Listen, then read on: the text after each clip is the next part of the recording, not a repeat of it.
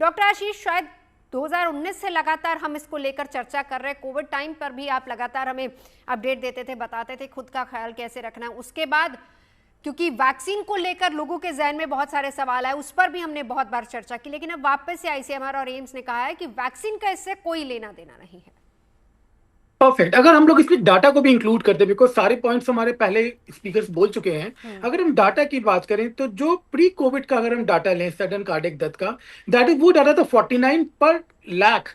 ये पहले भी मेल्स में, और यही डाटा अगर फीमेल में देखें तो 31 पर लाख फीमेल्स में ये सडन कार्डियक डेथ होती थी, जिनकी एज 20 से 60 के बीच में होती थी। अगर हम अभी का डाटा उठाएं तो अभी का जो रिसर्चेज आई हैं, जो अगर हम इसको एक्स्ट्रापोलेट करें डाटा को, तो हम देखेंगे कि कोई नया इंक्रीज किसी की सडन कार्डियक डेथ में जिनको कोविड हुआ था वो नहीं हुआ है।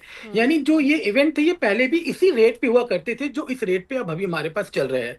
क्योंकि अब थोड़ा हम लोग और बहुत विजिलेंट हो गए हैं, हम लोग बहुत पढ़ने लग गए, हम लोग समझने लग गए हैं, तो इसके कारण से ये हम लोगों को दिख रहा है। जैसा पहले भी हम लोगों ने सीखा है, कोविड मायोकार्डिटिस जैसी इन्फ्लेमेशन कॉज कर सकता है, मगर कोविड का रेयर है सडन कार्डियक डेथ कॉज कर देना कोविड वैक्सीन का, या कोविड वैक्सीन का कोई ऐसा कोई कॉज नहीं है जिसके कारण ऐसे इम्प्लीकेशंस होते हैं। और ये एक नहीं कई स्टडीज ने पिछले सालों से, अगर आप रिसर्च देखेंगे तो तमाम रिसर्च है जो ये प्रूव करती हैं कि कोविड वैक्सीन के कारण ये कुछ नहीं हुआ है।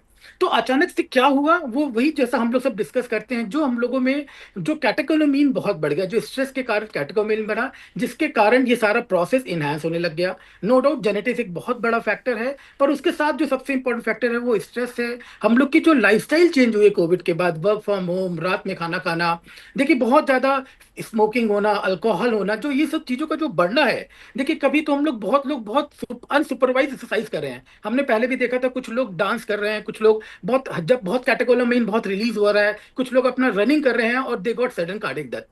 तो जो ये अचानक से कोविड के बाद जो चेंज हुआ है लोगों के बिहेवियर में, एक्सरसाइज ना करना या एक्सरसाइज बहुत करना, दोनों ही खतरनाक है, दोनों ने इस चीज को बढ़ाया हुआ है।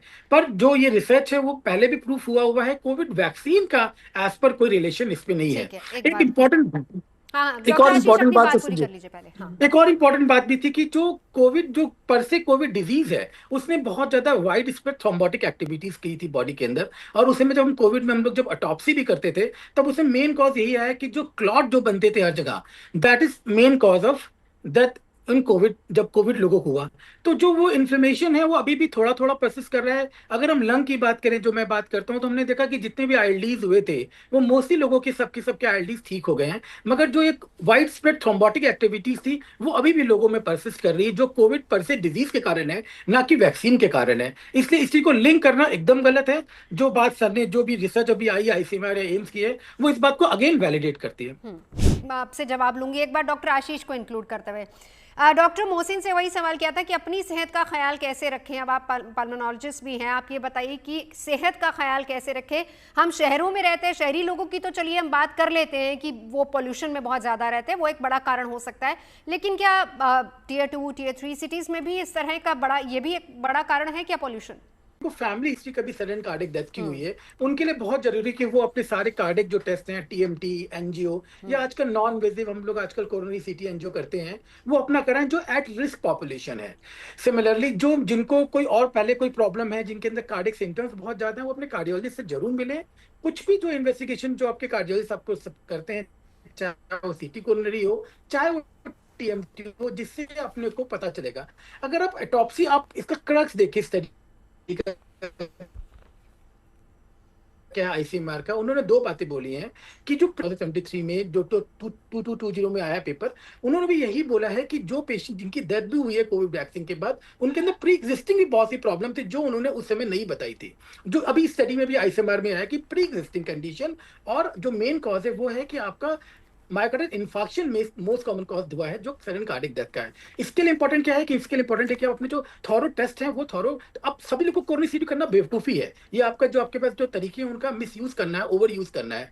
तो बहुत जो एट रिस्क हैं, जिनको पास हिस्ट्री है, जिनके कोलेस्ट्रॉल बहुत खराब रहते हैं, जो डायबिटिक जो अनकंट्रोल चल रहे हैं, जो ओबीज हैं, जिनके अंदर अल्कोहल या टाइप ए, जो लोग बहुत ज्यादा मेंटल स्ट्रेस है, ऐसे पेशेंट्स को, ऐसे बंदे को अपने कार्डियोलॉजिस्ट से मिलकर जो प्रिवेंटिव हेल्थ है उस पर ज्यादा काम करना चाहिए, वही एक तरीका है। एक और इंपॉर्टेंट इंपॉर्टेंट पॉइंट है कि सुपरवाइज्ड एक्सरसाइज प्रोटोकॉल सबको फॉलो करना चाहिए। ऐसा नहीं कि आप सेडेंटरी हो जाएं, और ऐसा नहीं कि कोविड के बाद देखिए एक सर्ज आया कि भाई ये प्रोटीन खाएंगे, हम लोग ये करेंगे, हम इतना दौड़ेंगे, हम 10 की स्पीड से दौड़ेंगे।